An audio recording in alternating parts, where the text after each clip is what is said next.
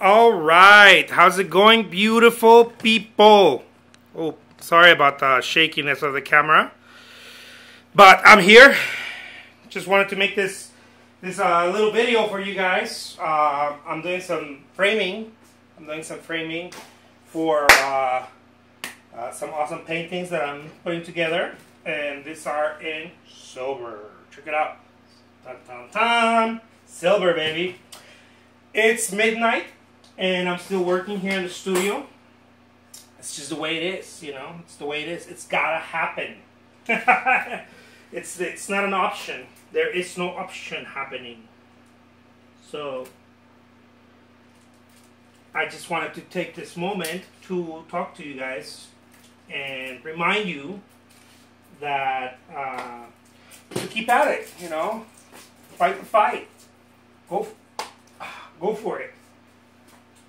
I love all the love you guys been giving me. Those of you who are following me on Facebook, that's awesome. I'm at Jose. Anyways, I'm gonna put the link below, but I'm at Jose D. Trujillo. D because these just a letter that just happens to be there in my name. It's some weird thing in Spanish, but it works. Jose D. Trujillo, okay? Look me up on Facebook. You guys are being super amazing, and we've been connecting really cool. I've been doing some Facebook Lives, and it's gonna be awesome. It's already awesome. It's gonna be awesome-er. So I've been doing some reading on some comments, you know, some Facebook comments and comments here too on YouTube, and I really dig, you know, some of the stuff you guys, your insights, and you know, things you guys have to say about artwork and the value of art and formats in artwork. I was just reading about this super awesome different formats in watercolor, and you know, just really cool stuff. You guys inspire me too, because because you guys come from different.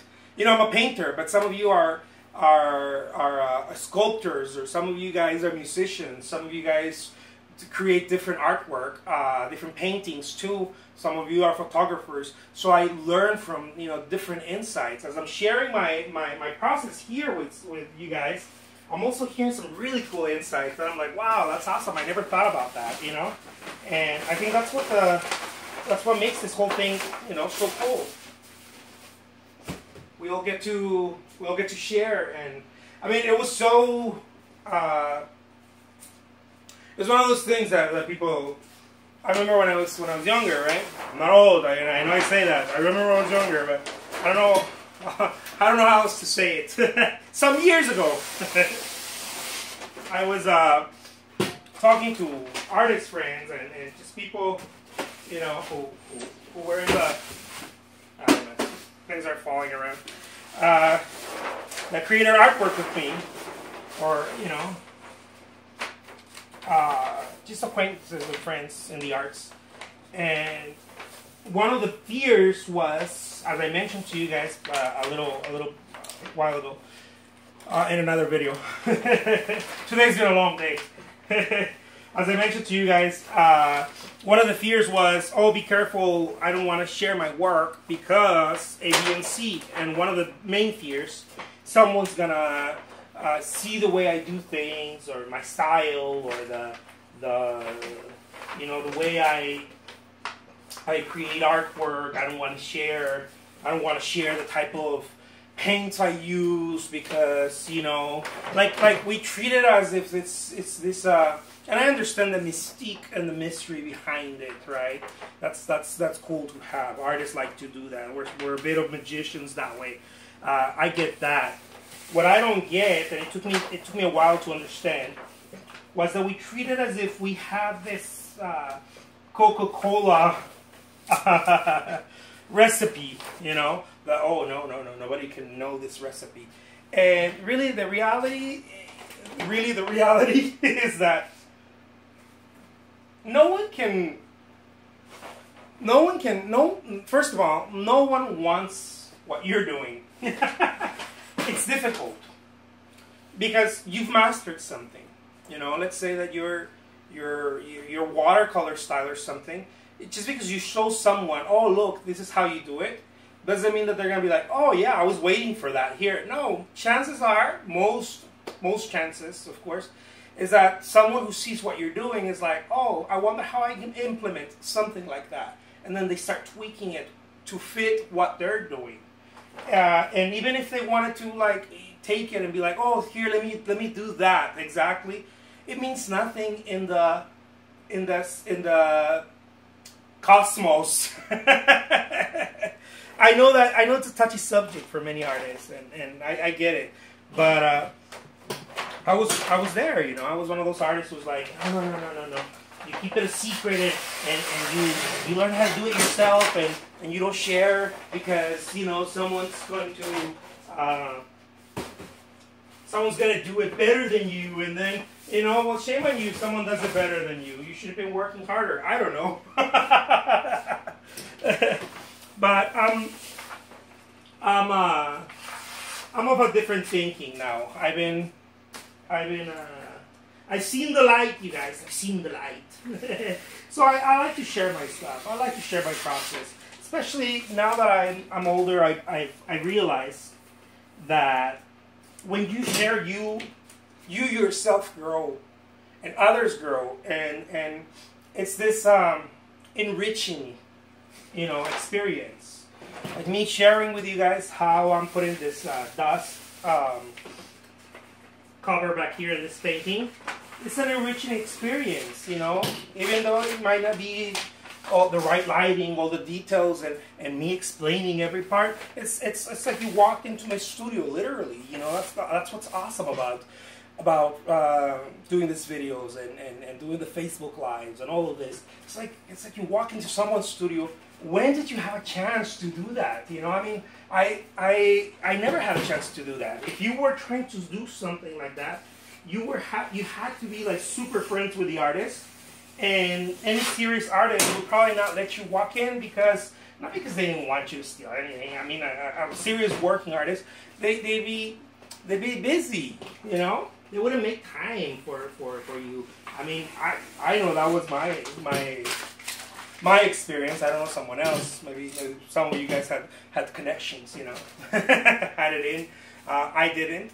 So when I visited art ateliers or studios, in Spanish we call them talleres, taller de arte, it wasn't so easy to just go in and if you didn't know the artist, or if you didn't make time for it, or, you know. And now with these videos, it's like, oh, welcome, yeah, look, it's what I do.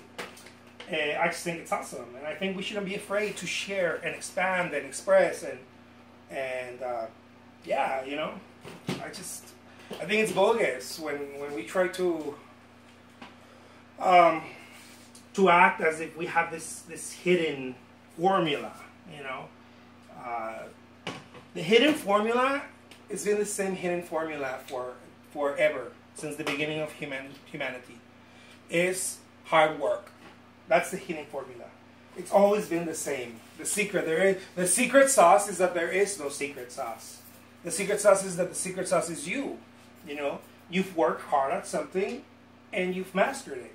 That is the secret sauce. That's what makes you so unique. You know, when we talk about art being unique, we tend to find out aesthetically what makes it unique. You know, I think we talk about that a lot as artists. We're like, well, you know, this art is unique because it has this, and that. We try to talk about it from an aesthetic point. You know, the gold leaf on the frame, or the thick canvas, and the format, right? And then we go into the artwork, and then we start talking about how it's unique because of the way they use paint and this and that, and certainly that has a unique value there, you know. But I mean, just think about it. Think about any artist in any abstract artist. Or think about, you know, from the 50s expressionist artists and on, you know. Think about any impressionist artist. You really have to pay a lot of attention to see the uniqueness. You know, it's not that different. I mean, you would see it especially when artists, and I know it's a little bit more difficult to say when we have in our minds ingrained the famous artists, and we're like, oh, Monet, water lilies, oh, Degas, dancers, you know, ballerinas or whatever. Yes, but if you were to move that aside and you didn't know that, and you see the brushwork, and you see the work, and you see that, there are high levels of similarities, you know. It's just that these people work so hard, and as they were working, they started carving their own uniqueness. And whether it was intentional or not, I don't know. I can't speak for other artists. I know for myself it wasn't. I thought it was, but I realized that as I'm working and as I'm working more, I don't strive to be unique. Uniqueness, people tell me that some of my work is unique, but I certainly don't look at it that way. I think my point of view is unique because it's mine. You know, I think my point of view, the way that I see color, the way that I see things, the way that I place things, the way that I do the brushwork, that is the uniqueness. I know it's a bit of an abstract concept because it can be very well confused with the labor itself, with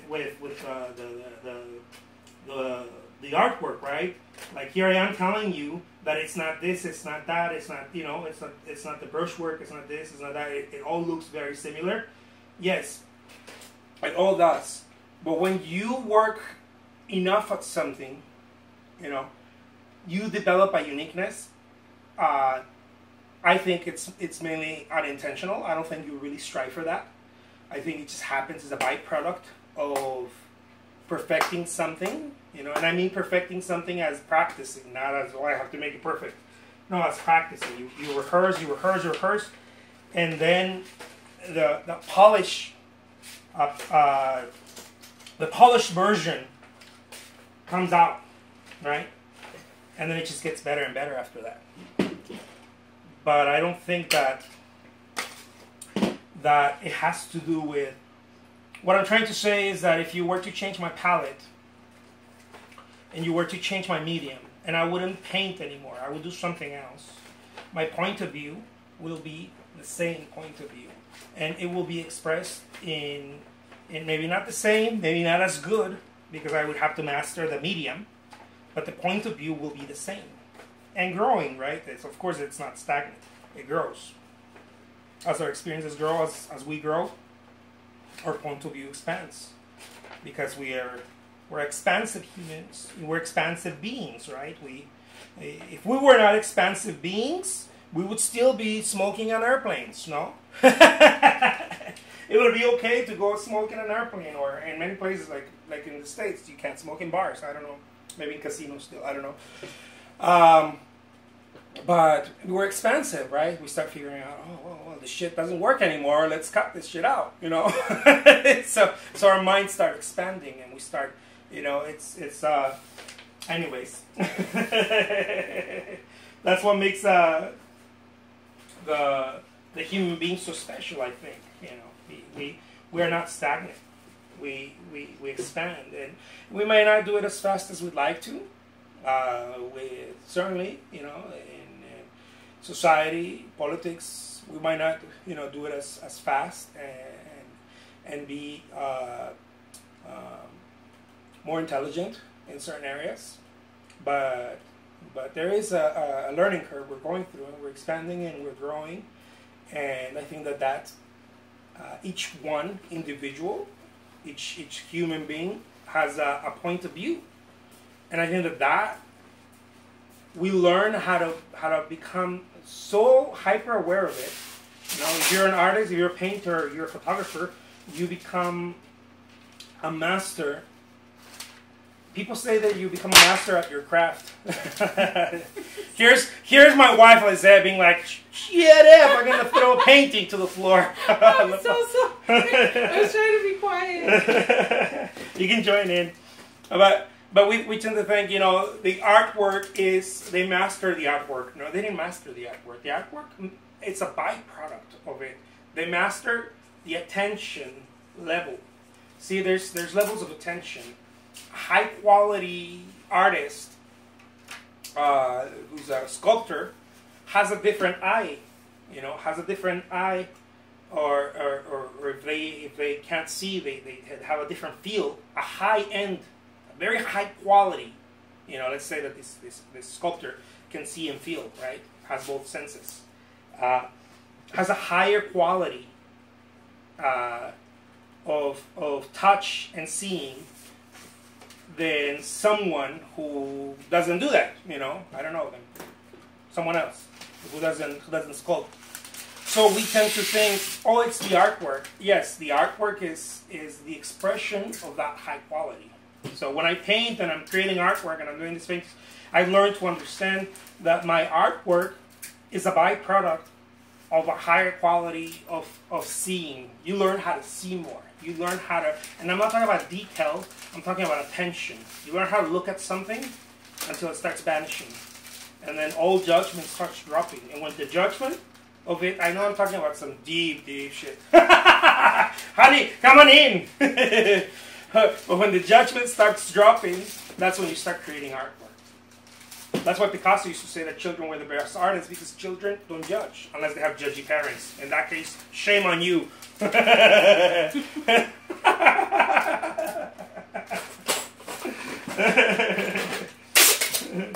that's what I'm talking about. You know, I'm trying to encourage some of the artists that may be watching us, honey, to stay awesome. That's all. Which one's this one?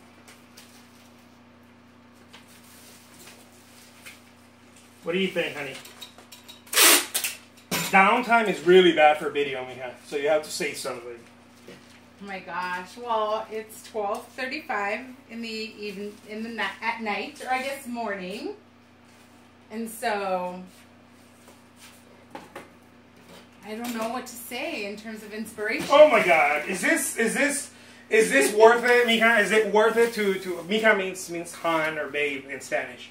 Is this worth it to be married to an artist and having to work at 12 a.m., 12:30 a.m.? Yeah, packaging some artwork. We've had the most fun, I think, this evening. Well, we always have fun when we're stuck working late. So yes.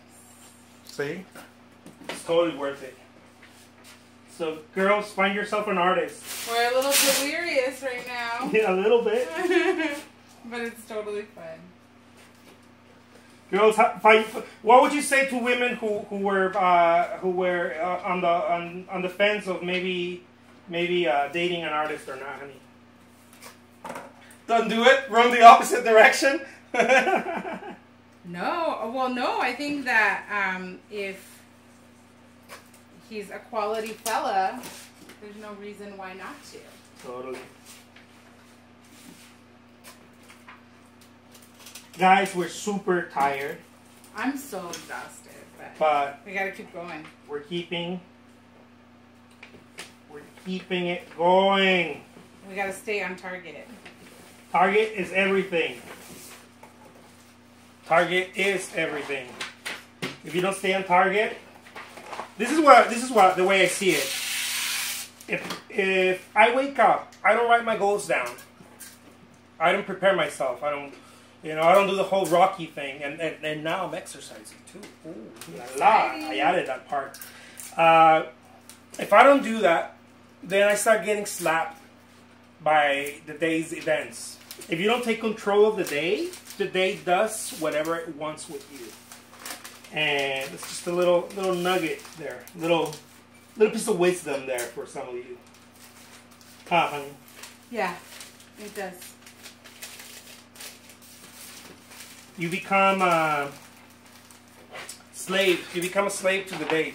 You know, whatever the day wants to give you, then all you're doing is juggling it rather than responding, or better yet, you don't want to respond. You want to lead the day.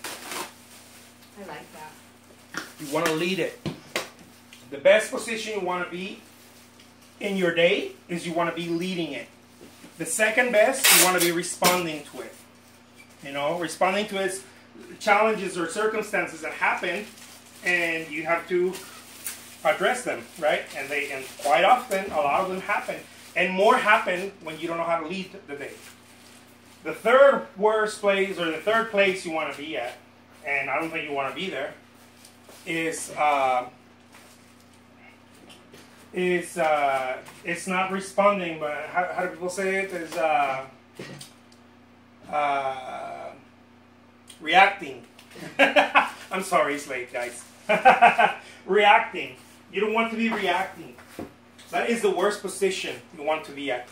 And one way to ensure that you're not reacting, by being responsive, is by being responsive, and more than responsive, super responsible. You want to lead the day. You want to make sure that you are the master, the captain of your ship. As you wake up, you write your goals down. Don't wait a second later. That way you remind yourself, you remind your subconscious, dude, this is what I gotta do. This is my projection. You know, you write your long-term goals. I'm gonna make a cool video about this later on.